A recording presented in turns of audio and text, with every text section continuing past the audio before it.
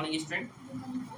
तो बेटा हम क्या पढ़ रहे थे, डायमेंशन फॉर्मूला विमीय सूत्र, ठीक है। तो देखिए आपके मन में सवाल आना चाहिए कि सर हम विमीय सूत्र क्यों पढ़ते हैं, ये ना डायमेंशन फॉर्मूला क्यों पढ़ते हैं। तो मैंने क्या उत्तर दिया, चलो बताओ सर आप आज बताओगे।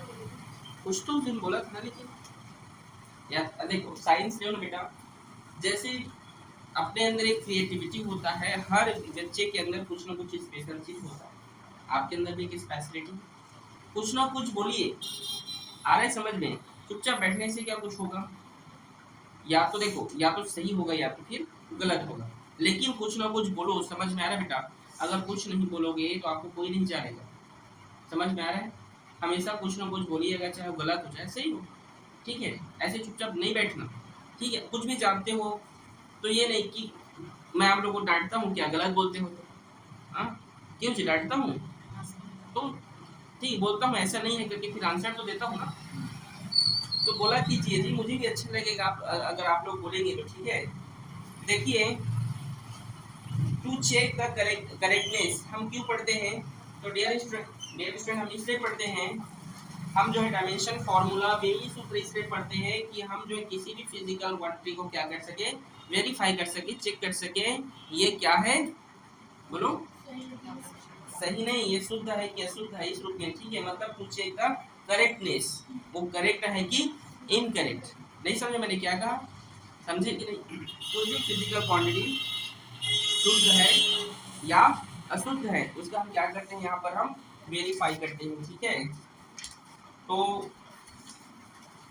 हम यहाँ पर अब ये कैसे पता चलेगा कि सर कोई भी फिजिकल क्वांटिटी प्योर है कि अनप्योर है, उसको हम कैसे डिफाइन करें, तो उसके लिए जो है हम क्या करेंगे, एक डेरिवेशन स्टार्ट करेंगे, ठीक है। देखो यहाँ पर लिखा है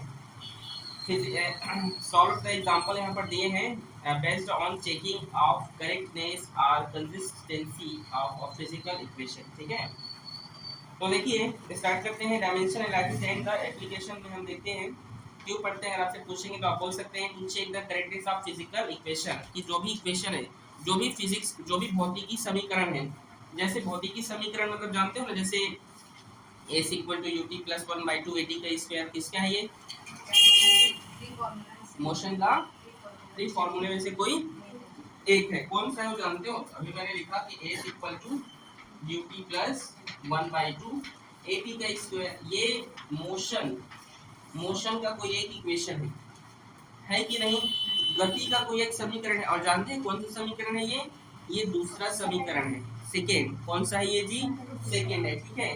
तो चलिए हम अब ये जो समीकरण भौतिक वैज्ञानिकों ने जो भी दिया होगा, अब ये सही है एकदम, मतलब बराबर के इधर भी राइट होना चाहिए और बराबर की साइड, इक्वल की साइड भी इक्वल होना चाहिए। ये समझे मैंने क्या कहा, LHS इक्वल टू RHS होना चाहिए। तो इसको देखकर लग रहा है क्या, ये तो एक इक्वेशन है इसकी, तो ये इक्वेशन सही है, एकदम एक्यूरेट है, एकदम प्योर है, एकदम करेक्ट है या इनकरेक्ट है, इसका प्रूफ किया जाता है डायमेंशन फॉर्मूला के। अभी भी नहीं समझे क्या, तो इसको प्रूफ कर लोगे, नहीं कर पाओगे, कर लोगे, 9th में किए थे। तो चलिए हम 10th में, सॉरी 10th बोलता हूँ, 12th में एक बार, 11th में एक बार करते हैं। सबसे पहले आपको ये नॉलेज होना चाहिए कि ये क्या है, क्या ये जानते हैं, डिस्प्लेसमेंट, विस्थापन। विस्थापन को एस से डिनोट करते हैं, किससे डिनोट करते हैं, एस से। देखो कभी भी नीट हो या IIT हो तो उसके लिए आपको इंग्लिश आना बहुत जरूरी है, समझ रहे हैं ना। 12वीं के बाद पूरा पढ़ाई अगर आप नीट या मेडिकल में जाते हो क्या हिंदी में होता है, तो 11वीं 12वीं में आप सभी बच्चे को, चाहे हिंदी मीडियम के क्यों ना हो, उसको इंग्लिश आना बहुत जरूरी, इंग्लिश सीखो बेटा। इसीलिए बड़े बड़े ऐसे कई आप जानते हैं स्कूल में तो पूरा का पूरा बेटा इंग्लिश में ही पढ़ाते हैं टीचर्स, ठीक है। तो इंग्लिश समझिए, ठीक है ना। तो चलिए विस्थापन ये डिस्प्लेसमेंट है, एस क्या है यहाँ पर लिख लीजिएगा आप लोग, ये ब्रैकेट में कर देना और यहाँ पे लिख लेना क्या है ये, डिस्प्लेसमेंट। और डिस्प्लेसमेंट का डायमेंशन फॉर्मूला क्या होता है, डिस्प्लेसमेंट क्या है, डिस्टेंस है। तो आप बोल सकते हैं m0 l और t0, यही होगा ना। विस्थापन एक प्रकार का क्या है, दूरी है, लेंथ है, लंबाई है। तो लंबाई में क्या मास होगा, टाइम होगा नहीं तो जीरो लेंथ होगा, ठीक है। तो ये क्या है उसके लिए, इसके रिलेटेड में डाल लीजिए। यू क्या है, इनिशियल वेलोसिटी, वेग है। क्या है यू, वेग है, वेग, इनिशियल वेलोसिटी, वेग है, वेग, प्रारंभिक वेग, हिंदी में क्या बोलते हैं इसको, प्रारंभिक वेग। अच्छा वेग का फॉर्मूला मैं बताया था, बताइए किसको इसको पता है, हाथ खड़े करो तो वेग का सूत्र। अच्छा याद करने के लिए बोला था डायमेंशन फॉर्मूला 20 30 तक, कितने लोग किए, हाथ खड़े करो, वेरी गुड। पीछे वाले नहीं किए हो, मोनिका कहाँ तक हुआ बेटा,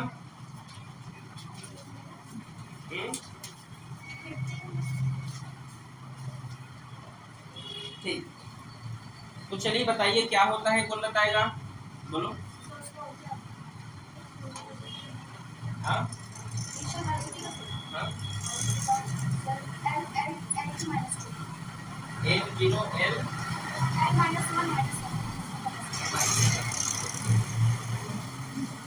-1 और आप जो बोलो वही। अच्छा एल टी माइनस 1। चलो ये बोलो सही बोल रही है ये, वेलोसिटी के फॉर्मूला है कि नहीं पहले ये बताओ, बोलो जी है,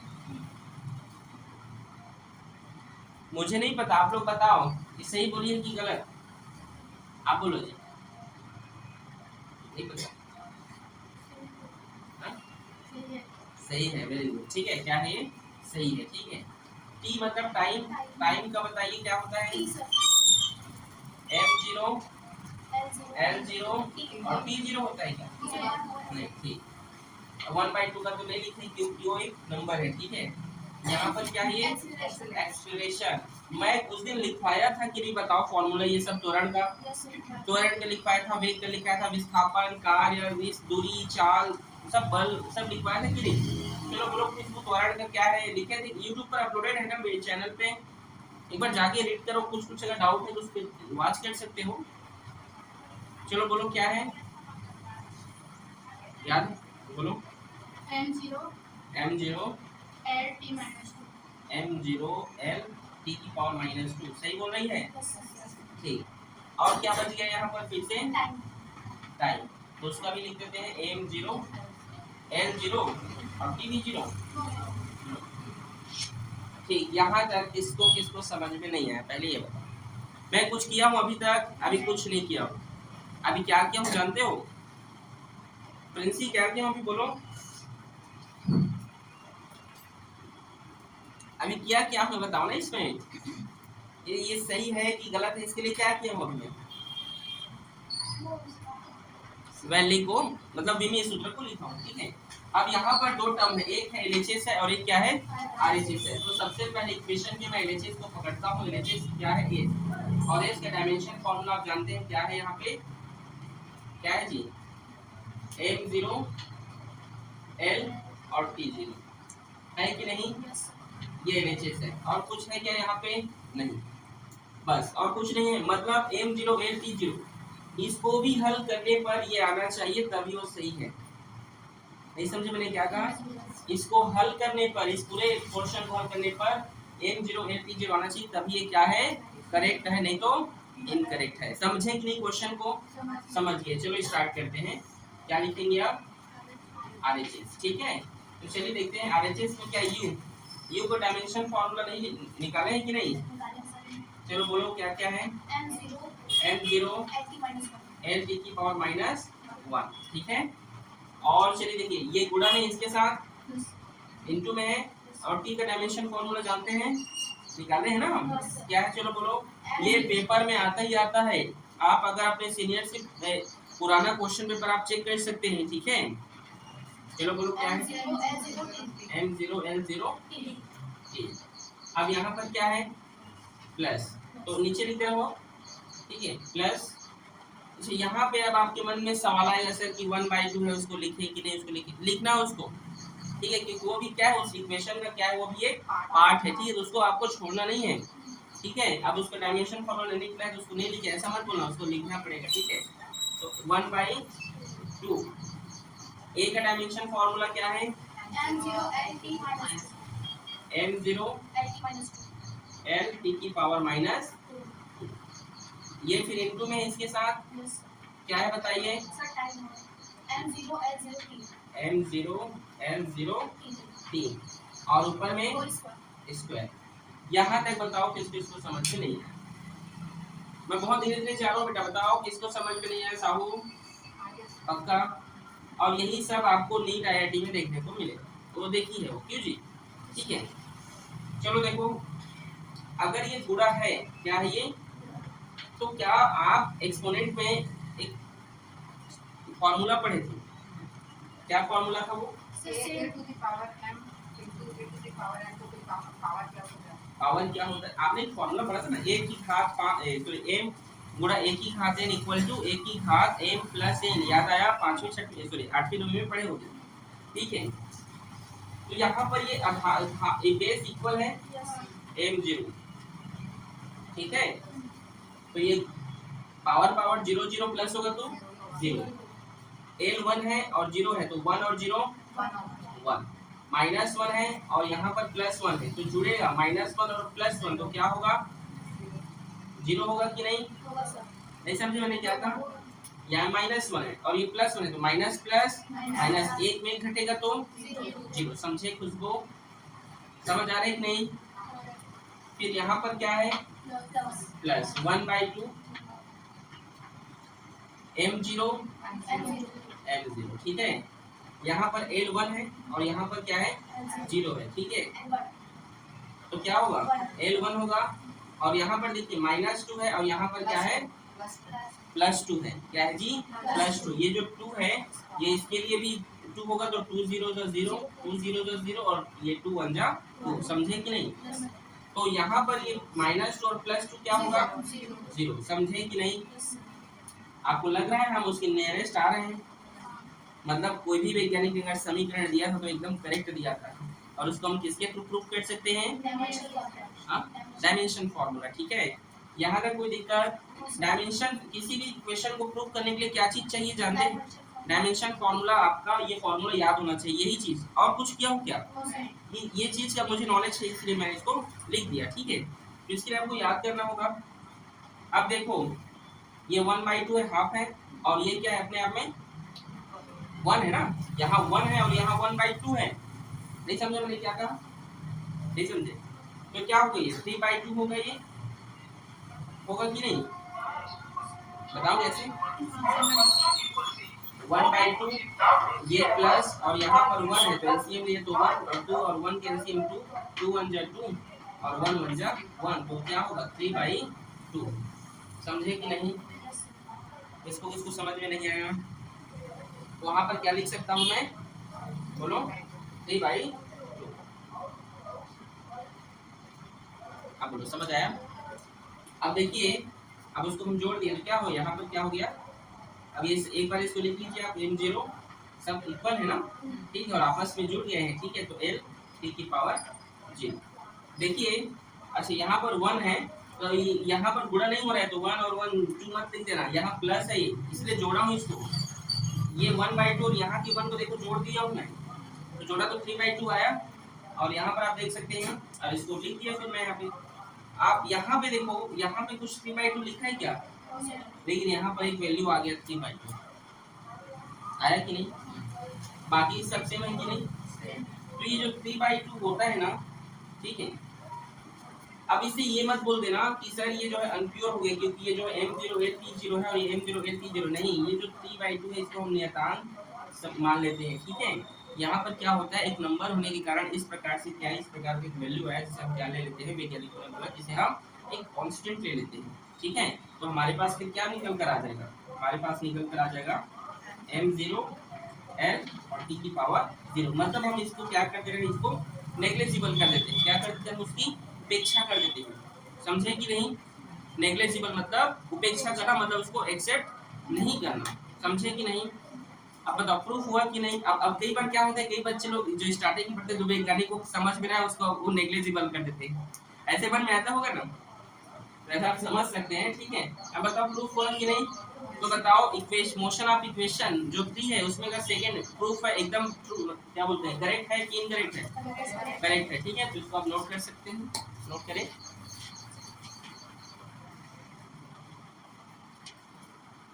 तो इक्वेशन आप लोग समझ आया। अब आप लोग motion of equation of motion का जो है आप थर्ड वाला जो है प्रूफ करके आइएगा, ठीक है। फॉर्मूला लिख दो कि आता है, क्या है बोलो चलो। v square is equal to इसे आप लोग क्या करके आएंगे, प्रूफ करके आएंगे, ठीक है। समझ जाओगे ना, ठीक है। ये होमवर्क है आप लोग के लिए, कल चेक कराइएगा। इसे आप लोग क्या करके आएंगे जी, प्रूफ करके आएंगे, ठीक है। हाँ हाँ हाँ नेग्लिजिबल, ठीक है, यानी इसमें नहीं आता, ठीक है। चलो चलिए अब देखिए विमीय सूत्र से, डायमेंशन फार्मूला से और क्या होता है सर, मैं आपको कहना चाहता हूँ जी, डायमेंशन फार्मूला से जो है और क्या होता है। तो आप यहाँ पर वो देख सकते हैं कि भौतिक राशियों का पारस्परिक संबंध ज्ञात करना, अर्थात to establish a relationship between different physical quantities. मतलब किसी दो भौतिक राशि में, कोई भी दो भौतिक राशि में क्या करता है, वो रिलेशन करता है। समझ गए कि नहीं, नहीं समझे। रिलेशन संबंध बताता है कि दोनों एक दूसरे के क्या हैं, मतलब एक दूसरे के दोनों सप्लीमेंट्री हैं, मतलब एक दूसरे पर दोनों क्या है, आधारित हैं। समझे कि मैं क्या बोलना चाहता हूँ, ठीक है। जैसे हम देखते हैं, दूसरा हम देख रहे हैं ना, संबंध स्थापित करें T proportional to L G, ठीक है। हम इसका पावर देते हैं A और B, ठीक है, घात A, ठीक है। तो यहाँ पर क्वेश्चन कैसे आएगा, तो आप क्वेश्चन में इस तरीके से लिख सकते हैं T equals to 2 pi root L upon G for the time period of a simple pendulum where T is the time period of the pendulum, 1 is the effective, L is the effective length of the pendulum and G is the acceleration due to gravity, ठीक है। Book में लिखा है question, ठीक है। और यहाँ पे आप देख सकते हैं लिखा है कि सरल लोलक समीकरण T equals to 2 pi root L upon G। अच्छा हम दूसरा वाला बना रहे हैं सर, अच्छा अच्छा ठीक है, इसको जांच करने वाला है। वैसे अच्छा इसको भी आप एक मिनट रुकिए,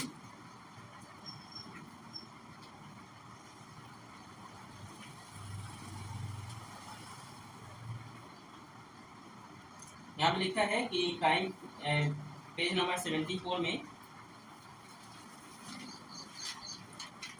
ठीक है। और आप लोग के में 55, ठीक है, प्रबोध में, ठीक है जी।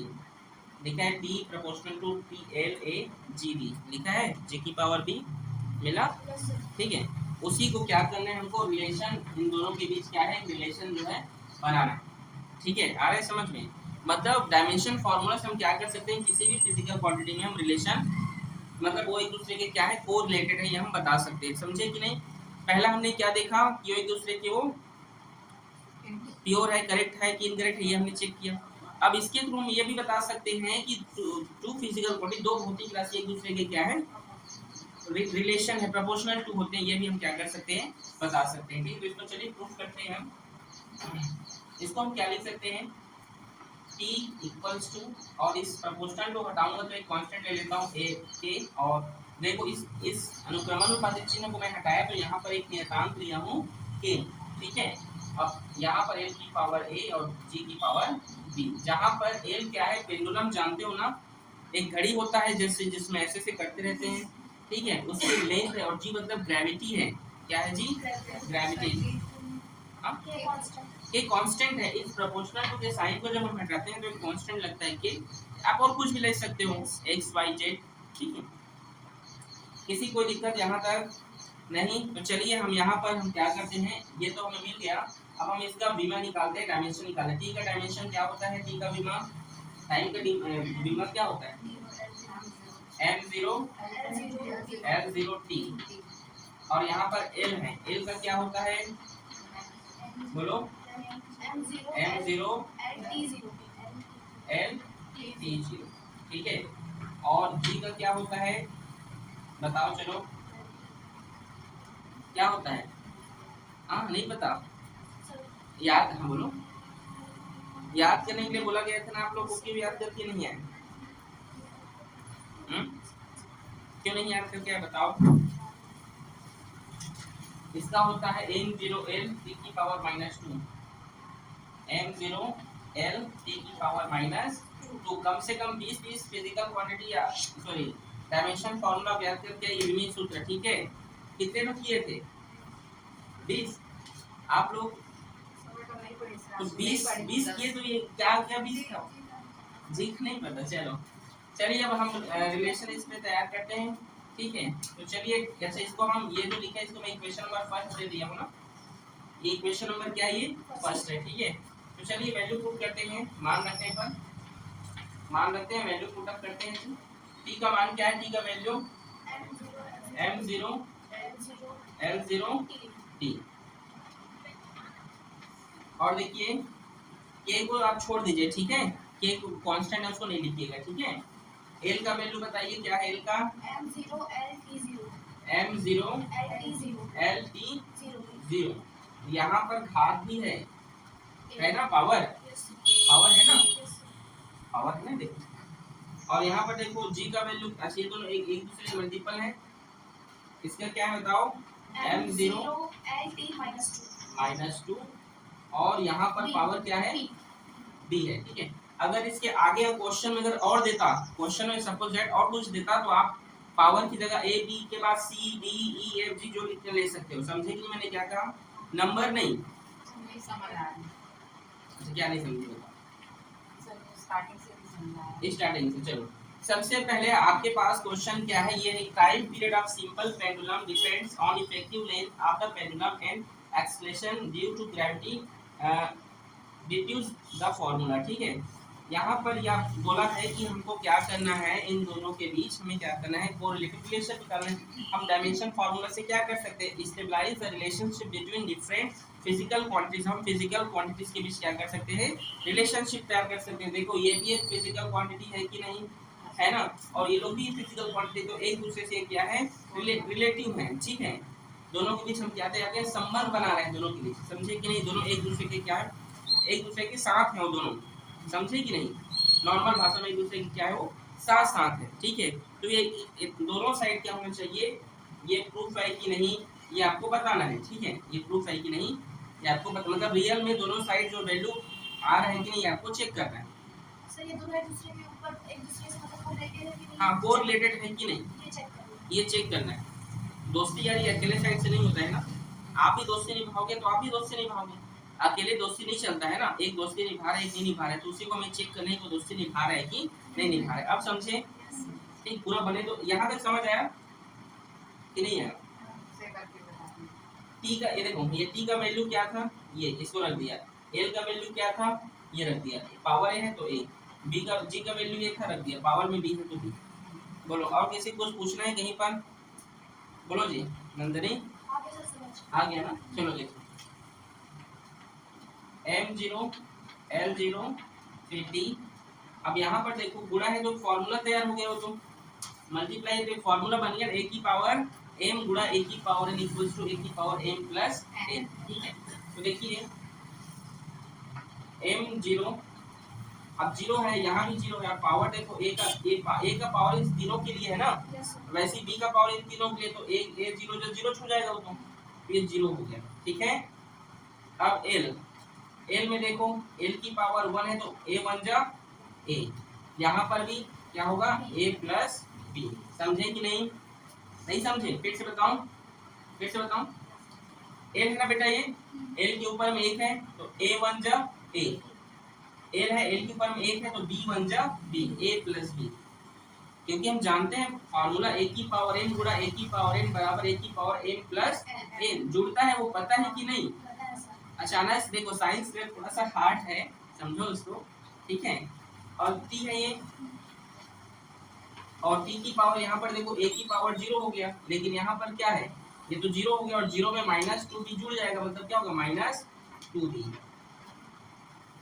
समझे कि नहीं, 0 प्लस -2b, तो 0 में प्लस होगा तो वही तो होगा -2b, समझे कि नहीं, कोई दिक्कत नहीं ना।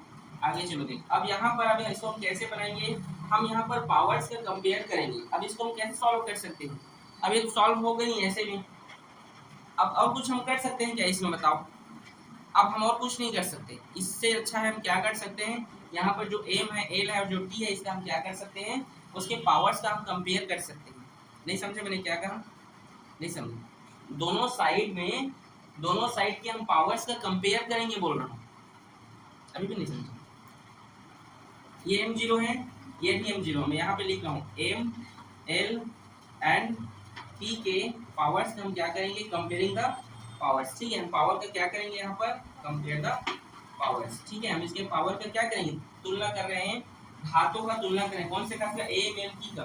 तो यहाँ पर देखो m0 है m0, तो उसका पावर में 0 अच्छा हो तो उसे लिखने की जरूरत नहीं है। l में देखो इधर l क्या है, a प्लस b है, और इधर क्या है, l का मान 0 है ना, ये 0। इधर देखिए t का मान क्या है, -2b, और इधर t का वैल्यू क्या है 1। ठीक है, अगर मैं यहाँ b का वैल्यू निकालना चाहूँ तो क्या होगा, -1/2 होगा, होगा कि नहीं। इस b का मान इसमें पुट अप कर दे रहा हूँ मैं। ठीक है, तो a -1/2 = 0 होगा। b का वैल्यू मैं इस पर पुट अप किया हूँ, इस लाइन पे। ठीक है, तो a, और देखो यहाँ क्या प्लस b है, और b का मान क्या है -1/2, तो प्लस माइनस माइनस और 1/2, तो मुझे यहाँ पर a का वैल्यू मिल जाएगा 1/2। समझे कि नहीं, समझ आया। अब इस 1/2 को मैं क्या कर रहा हूँ, इस समीकरण 1 पे रख रहा हूँ। ठीक है, समीकरण 1 पे मैं रख देता हूँ, समीकरण 1 में put up the value of equation first. ठीक है, तो वैल्यू पुट करते हैं, c इक्वल्स टू, k को लिख दीजिए या रहने दीजिए जो आपको ठीक लगे। l का जो पावर है वो क्या है, l का पावर बताइए 1/2। ठीक है, और g का पावर क्या है यहाँ पर, -1/2।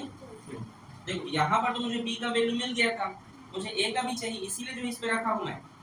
नहीं समझे, समझे कि नहीं, b का वैल्यू मेरे पास पता था, लेकिन a का नहीं, और यहाँ पर a और b दोनों का वैल्यू चाहिए। यहाँ से तो कुछ हल ही नहीं हो रहा है, यहाँ से कुछ सॉल्व ही नहीं हो रहा है, इसीलिए मैं क्या कर रहा हूँ, m l और t का मैंने क्या किया है, कंपेयर किया, उनके पावर्स का कंपेयरिंग, पावर का क्या किया, कंपेयर किया है। तो कंपेयर करने के बाद जो रिजल्ट आएगा उसमें इक्वेशन नंबर 1 में क्या किया हूँ, पुट ऑफ किया हूँ। और उसके बाद आप देख सकते हैं, देखिए फिर t इक्वल्स टू, आप जानते हैं, ठीक है, को ये लिख दीजिए 1/2 और -1/2। अगर मैं इस -1/2 की को हटाऊंगा तो क्या होगा, 1/2, और ये क्या हो जाएगा g 1/2 होगा कि नहीं। माइनस चिन्ह को हटाऊंगा तो नीचे आ जाएगा वो। नहीं समझे, समझे, एक फॉर्मूला भी जानते हो, a की पावर -m = 1/a की पावर a। सब याद नहीं आ रहा होगा, नवी में पढ़े हो। माइनस चिन्ह को हटाने के लिए मुझे नीचे में उसे लिखना पड़ेगा। ठीक है, अब आगे देखिए 1/2 है, यहाँ भी 1/2 है, और 1/2 का मतलब है रूट। याद रखना, दोनों साइड 1/2 है, मतलब यहाँ पर मैं लिख सकता हूँ t = k, तो इन सभी को रूट में डाल देता हूँ l/g। याद रखना, इस रूट का मतलब होता है 1/2। याद रखिएगा, रूट का मतलब ही क्या होता है 1/2, और दोनों में 1/2 है, तो पूरे का रूट। समझ में आया कि नहीं। तो देखिए हमारे पास क्वेश्चन था, क्वेश्चन ये नहीं था, क्वेश्चन यही था। ठीक है, अच्छा एक चीज और, ये जो फॉर्मूला है एक्चुअल में पेंडुलम का फॉर्मूला होता है सरल लोलक का। ठीक है, सिंपल हार्मोनिक मोशन। ठीक है, या सिंपल पेंडुलम के, उसको आगे पढ़ोगे हो तो उसका फॉर्मूला ऐसे नहीं होता, उसका फॉर्मूला ये होता है t = 2π√l/g। ठीक है, ये क्या है, इसका एक फॉर्मूला होता है, याद रखिएगा, उसका फॉर्मूला होता है। तो ये 2π एक कांस्टेंट है जिसका वैल्यू यहाँ पर कुछ वैल्यू नहीं आता है, तो उसको वैज्ञानिक में क्या बोलते हैं, तो इसके इक्वल हो। अब बताओ पाई और 2 हम कैसे निकालेंगे, इसलिए k जो है 2π के इक्वल हो जाता है। तो क्वेश्चन आपको ये मिलेगा, आपको क्वेश्चन क्या मिलेगा, क्वेश्चन ये रहेगा, लेकिन उसको बनाओगे इस तरीके से। समझे कि नहीं, समझे कि नहीं, कहाँ पे नहीं आया समझ में। अब ये एक दूसरे से हम क्या किए, to stabilise the relationship between the different physical quantities. यहाँ पर जो फिजिकल क्वांटिटीज, इसका हम क्या किए हैं, इसको हम इसमें रिलेशन को रिलेटेड किए हैं दूसरे को हम। ठीक है, मतलब ये क्या है, ये इस टाइम के क्या है जी, इस टाइम का ये फॉर्मूला है, एक से क्या है रिलेटेड है। ठीक है, अगर ये t का वैल्यू पूछा जाएगा तो ये यही है। ठीक है, 2π√l/g। ठीक है, आप इसको पढ़ोगे इस फिजिक्स क्लास 11 के लास्ट चैप्टर में, समझ में आया ना। ठीक है, लास्ट चैप्टर में पेंडुलम में आप इसको पढ़ोगे, दोलन ऑक्सलेशन। ठीक है, नाम सुना हो, उस नहीं सुना हो, दोलन, ऑक्सलेशन, ठीक है। घड़ी देखे हो ना, या कोई भी चीज आप देखोगे आपके स्कूल में, दो मतलब फिजिक्स लैब में देखी थी। फिजिक्स लैब में देखना, इस प्रकार से जो है 4-5 तो बॉल टाइप को लटके रहते हैं, इसको ऐसे पकड़ के छोड़ोगे तो उधर फेंकाता है, दो पकड़ोगे तो दो जाएगा, फिर उधर से दो भी आएगा। उसके फॉर्मूला है, नोट करो इसको।